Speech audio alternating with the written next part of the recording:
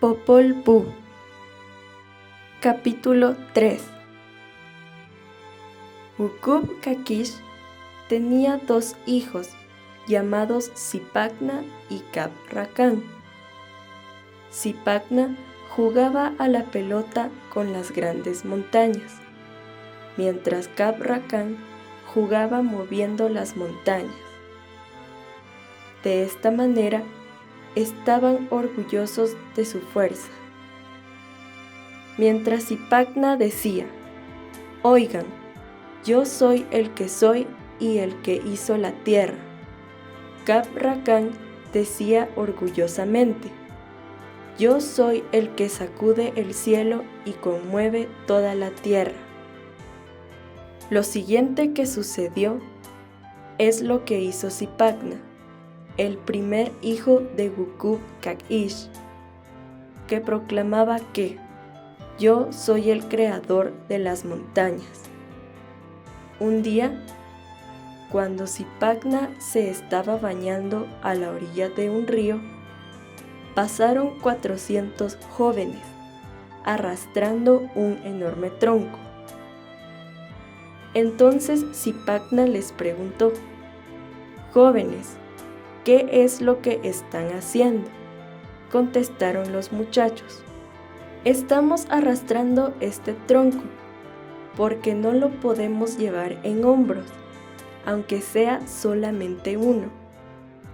Entonces lo levantaré», dijo Zipacna, y lo llevó en hombros. El tronco era para utilizarlo como cumbrera en la cabaña de los jóvenes. Al llevar el tronco en hombros hasta la puerta de la cabaña, los muchachos dijeron a Zipacna con mucha alegría: «Muchacho, mejor quédate con nosotros. Necesitamos otro tronco para nuestra cabaña y te pedimos que nos ayudes mañana». Zipacna contestó: «Bien». Enseguida, los 400 muchachos platicaron entre ellos y dijeron: «No está bien que solo él levante un tronco. Debemos matarlo. Vamos a escarbar un gran hoyo y cuando él entre al fondo del hoyo, le arrojamos el gran tronco. Así morirá dentro». Entonces empezaron a escarbar un gran hoyo y pidieron a Zipacna: «Ve a escarbar la tierra, porque no podemos llegar al fondo del hoyo».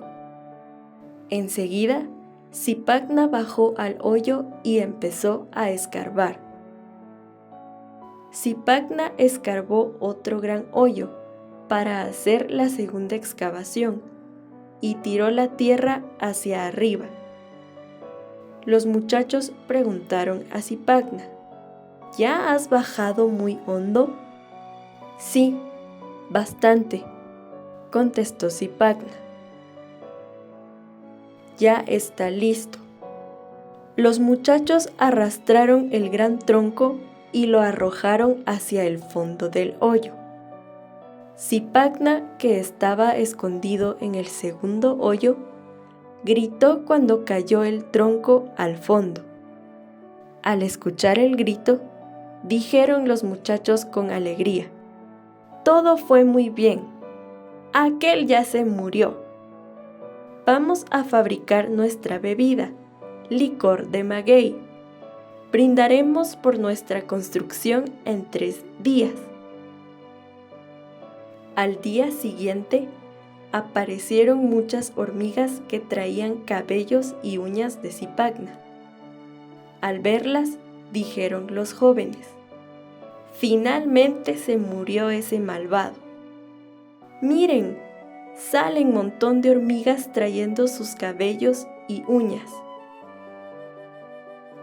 Sin embargo, Zipacna estaba vivo, escondido en el hoyo de al lado.